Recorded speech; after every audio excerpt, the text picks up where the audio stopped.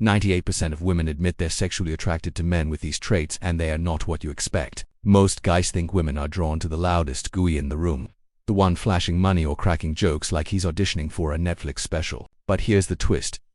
When asked anonymously, nearly all women admitted to being sexually drawn to traits that rarely show up in typical dating advice. And once you know what they are, you'll start noticing how they quietly shift the power dynamic in your favor. Let's dive in. 1. You ask follow-up questions and then go silent.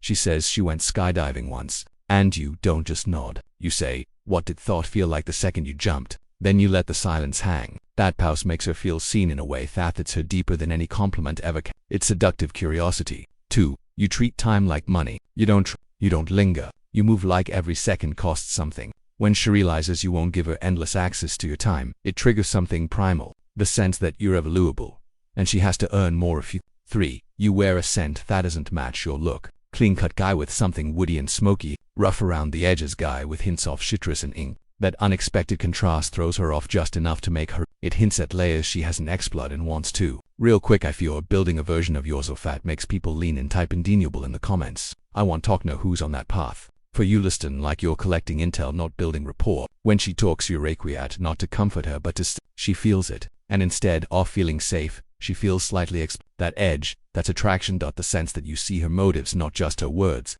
5. You move like you've already won. Not cocky, not flashy, just settled. Like rejection will touch you and approval wouldn't move you. That kind of inner composure. It's rare and it's magnetic. 6. You never explain your boundaries. She cancels last minute and you don't scold her. You just don't reschedule. No lecture, no ego, just silence. That mystery, that restraint, that's what gets replayed in her mind at night. 7.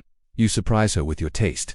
You mention an obscure documentary or a weird fact about wine. She's expecting sports talk. Instead, she's met with depth. She leans in. You've ages become unpredictable. 8. You mirror her energy, not her words. She lows loud. You don't match the volume, you just smirk. She gets serious. Your gaze deepens, but you stay calm. You're not reacting. You're calibrating, and that level of control, it's